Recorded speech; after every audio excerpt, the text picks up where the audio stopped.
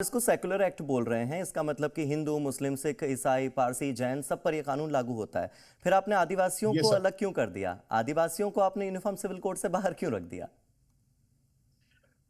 देखिए, सबसे प्रमुख बात यह है कि ये जन भावनाओं के आधार पे बना हुआ कानून है। जी। आज तक शायद ही देश में कोई ऐसा कानून इतने वृहद स्तर पर जनसंवाद कार्यक्रमों के आधार पे बना होगा। लगभग 2.5 लाख से अधिक सुझाव आए थे।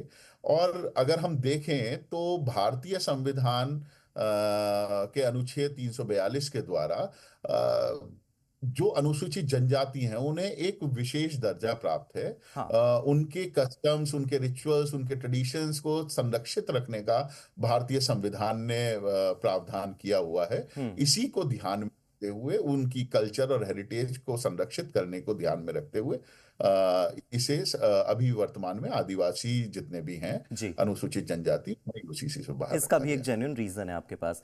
मगर जुडिशियल प्रोसेस पर यूनिफॉर्म सिविल कोड का क्या असर पड़ेगा? क्योंकि हमारे देश में कानून के इस्तेमाल को न्याय के लिए करने की बजाय कानून के लूप होल्स का इस्तेमाल या उसका दुरुपयोग ज्यादा होता है। कहीं ये शोषण का हथियार तो नहीं बन जाएगा? नहीं, ऐसा नहीं है। देखिए, सबसे पहले तो यूसीसी के अंतर्गत एक बहुत ही अच्छा एक ऑनलाइन वेब पोर्टल तैयार किया गया है, जो हम्म। भारत सरकार और राज्य सरकार के अन्य वेब पोर्टल से, वेबसाइट से इंटीग्रेटेड है।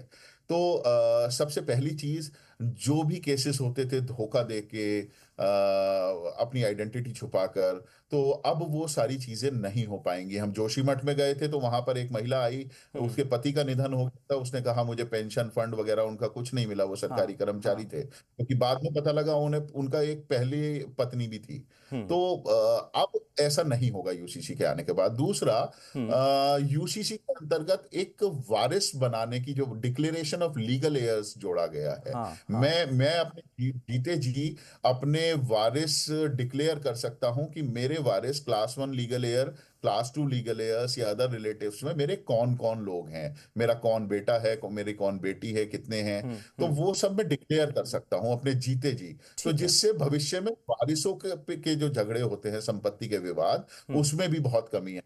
और साथ में जो बहुत ही आसान कर दिया है यूसीसी के अंदर, हाँ। अपने विल का रजिस्ट्रेशन, अपनी वसीयत का पंजीकरण कराना, आप घर करेक्ट। बैठे ऑनलाइन अपने कंप्यूटर के माध्यम से कर सकते हैं। ऑनलाइन और कर आप उसे सकते हैं। आप कभी पोर्टल का जिक्र कर रहे हैं, ये पोर्टल यूजर फ्रेंडली है?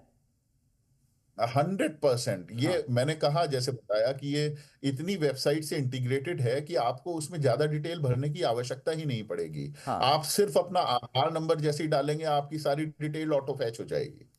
तो चलिए। आपका नाम, आपका एड्रेस, आपकी सारी चीजें, तो बहुत ही यूजर फ्रेंडली है। हम्म। और मेरे ख्याल से अभी तक लगभग 20,000 लोग इस पे अपनी एप्लीकेशन फाइल भी कर चुके हैं।